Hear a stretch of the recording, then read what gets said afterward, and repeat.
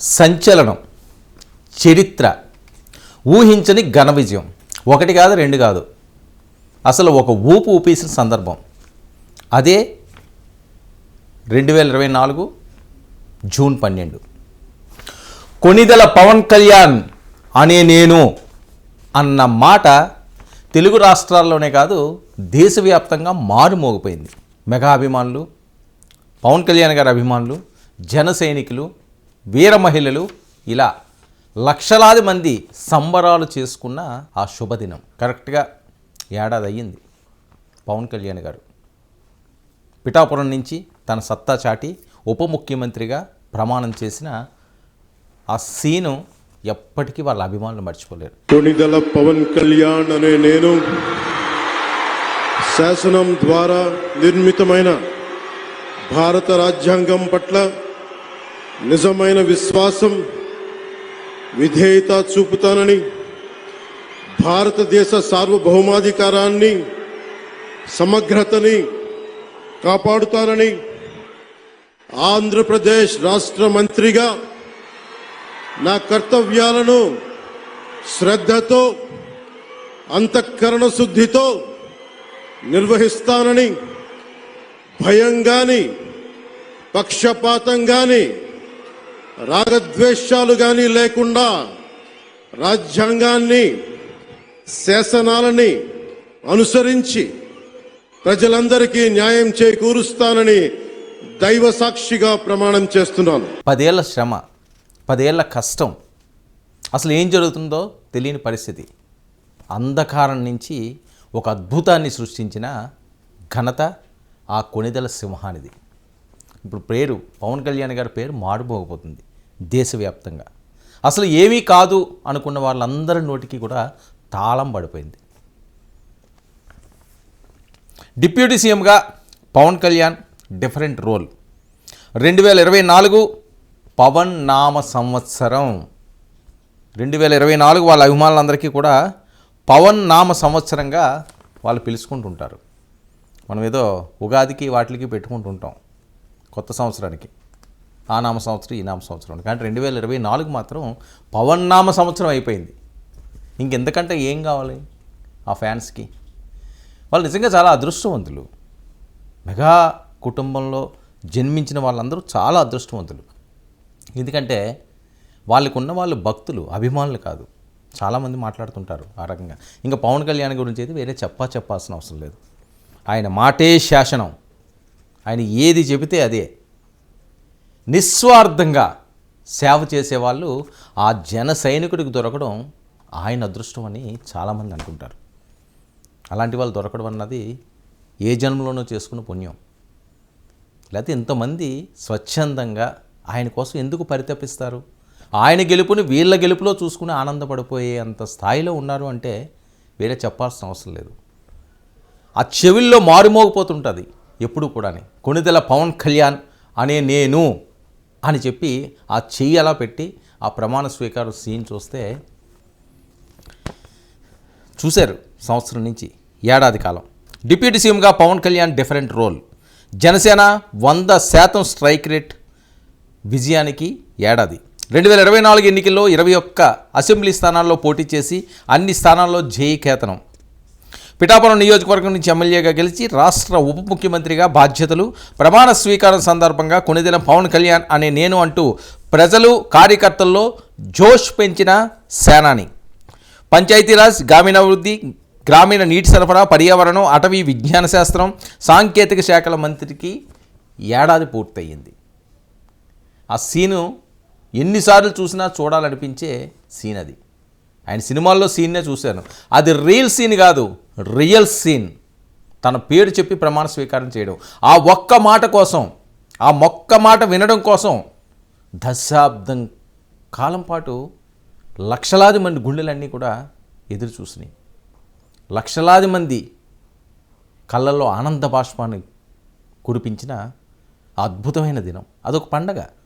ఎన్ని పండగలు ఉన్నా సరే పవన్ నామ సంవత్సరంగా పిలుచుకునే ఆ 2024 జూన్ 12 ఎప్పటికీ జన సైనికులకి, పవన్ కళ్యాణ్ గారి అభిమానులకి, మెగా అభిమానులకి అదొక పండగమే. ఇక తన కేటాయించిన శాఖలపై అధ్యయనం చేసి పాలనపై పట్టు బిగిస్తున్న పవన్ పర్యావరణం, అటవీ శాఖలో పలు కీలక నిర్ణయాలు. పిఠాపురం నియోజకవర్గ అభివృద్ధిపై స్పెషల్ ఫోకస్, రోడ్ల నిర్మాణం, మరమ్మతులు, గ్రామాల సంపూర్ణ అభివృద్ధి, ప్రజా సమస్యల పరిష్కారానికి ప్రత్యేక దృష్టి. ఒకటి కాదు, రెండు కాదు, పవన్ కళ్యాణ్ మార్కు ప్రతి దాంట్లోని కూడా ప్రతిబింబించేలాగా ఆయన అడుగులు వేసుకుని వెళ్ళిపోతున్నారని వాళ్ళ ఫ్యాన్స్ మాట్లాడుతున్నది, వాళ్ళ దగ్గరగా ఉన్న వాళ్ళందరూ మాట్లాడుతున్నది. ఏడాదిలో ఏం చేశారు అంటే ఎన్నో అద్భుతాలు చేశారు. గిరిజన ప్రాంతాలకు వెళ్ళారు. కనీసం నడవడానికి చెప్పులు కూడా లేని వాళ్ళకి చెప్పులు దానం చేశారు. చెప్పులకేముందిలే అని చాలామంది అనొచ్చు, కానీ ఆ ఆలోచన, ఆ మనసు, ఆ దృష్టి ఉండాలి కదా. మనం చాలామంది రోడ్ల మీద చెప్పులు లేని వాళ్ళు చూసుకుంటుంటాం, దాన్ని మనం పట్టించుకోం, అంత కింద వరకు మనం వెళ్ళాం. కానీ ఆయన కింద వరకు వెళ్ళాడు, అట్టడుగు ప్రాంతానికి వెళ్ళాడు, మారుమూల గిరిజన ప్రాంతానికి వెళ్ళాడు. తను ఏంటన్నది చూపించాడు. తన మనసు ఎంత విశాలంగా ఉంటుందో, తన మనసు ఎంత మంచిగా ఆలోచిస్తుందన్నది ప్రత్యక్ష నిదర్శనం. గిరిజనులకి ఎప్పటి నుంచి అండి స్వాతంత్రం వచ్చిన దగ్గర నుంచి ఇప్పుడు వరకు మనం చూస్తున్నాం.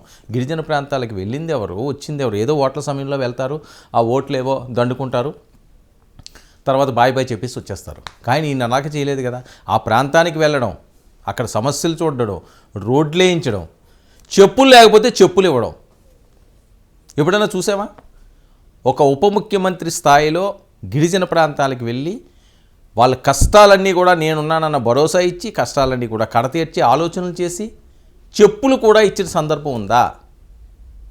చెప్పుకున్న విలువ ఏంటన్నది పవన్ కళ్యాణ్ చూపించారు. ఒకసారి చెప్పి చూపించి కొంతమందికి హెచ్చరికలు చేశారు.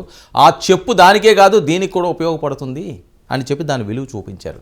అది అందులో ఉన్న ఆయన ఆలోచన, దూరదృష్టి. ఇక ప్రజా సమస్యల పరిష్కారానికి ప్రాధాన్యత. సినిమా షూటింగ్ల కంటే ప్రజలే సేవే ముఖ్యమని ముందుకు సాగుతున్నారు. రాజకీయాలను బాధ్యతగా భావిస్తూ సామాజిక సమస్యలపై స్పందించిన పవన్ కళ్యాణ్.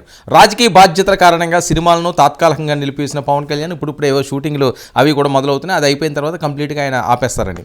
ఇక ఎన్నికల సమయంలో ఆగిపోయిన ఓజీ, హరిహరమల్లు, ఉస్తాద్ భగత్ సింగ్ సినిమాలను వీలును బట్టి పూర్తి చేస్తున్న పవన్ కళ్యాణ్ గారు ఈ ఏడాదిలో అంతకుముందు క్యాంపెయిన్లకు సంబంధించి, ఎన్నికలకు సంబంధించి కూడా ఆయన పూర్తి స్థాయిలో ఫోకస్ అంతా కూడా రాజకీయాల మీదే ఉంది, ఫోకస్ అంతా కూడా ప్రజల మీద ఉంది, ఫోకస్ అంతా కూడా వాళ్ళ పార్టీ మీద ఉంది. లేకపోతే కోట్ల రూపాయలు ఇలాగ ఆయన సైగ చేస్తే ఇంటికి వచ్చి పడతాయి 100 కోట్ల రూపాయలు, ఒక్క సంతకం పెడితే, ఒక్క సంతకం.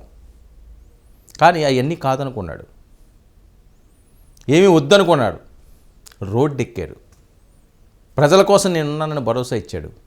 ఈరోజు సక్సెస్ అయ్యారు.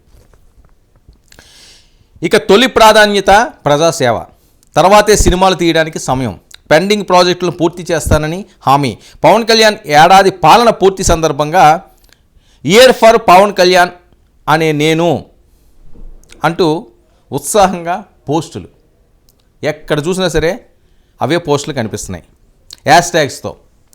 ఇక నిజాయితీ గల రాజకీయ నేత అంటూ ప్రశంసలు.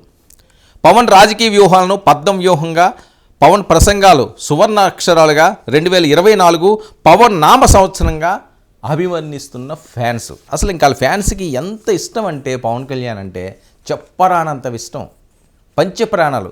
తన కుటుంబం కంటా పవన్ కళ్యాణే ఎక్కువ అని భావించే వాళ్ళు లక్షల మంది ఉన్నారండి. అది కదా వాళ్ళ అదృష్టం. కొణిదెల ఫ్యామిలీ వాళ్ళ అదృష్టం ఏంటంటే, వాళ్ళ అదృష్టం అది, ఇలాంటి వాళ్ళు దొరకడం.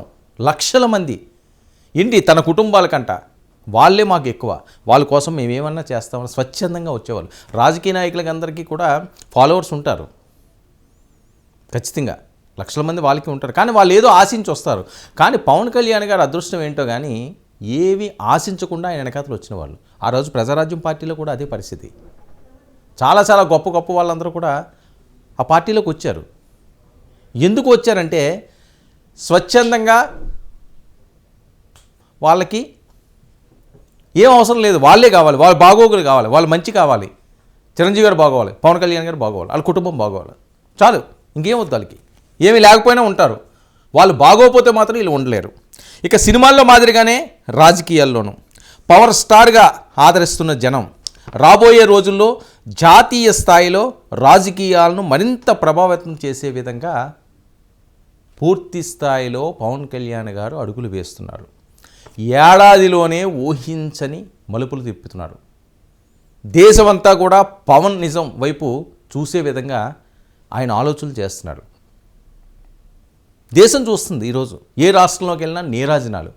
పవన్ కళ్యాణ్ అటరా, ఆంధ్రప్రదేశ్ అటరా అని మాట్లాడుకునేవాళ్ళు. నార్త్లో కూడా ఈయన పేరు మారుమోగిపోతున్నదట. మరి ఆ సీన్ మామూలు సీన్లు కాదు కదా. కొణిదెల పవన్ కళ్యాణ్ అనే నేను ఎన్నిసార్లు చూసినా ఆ సీన్ సితారే.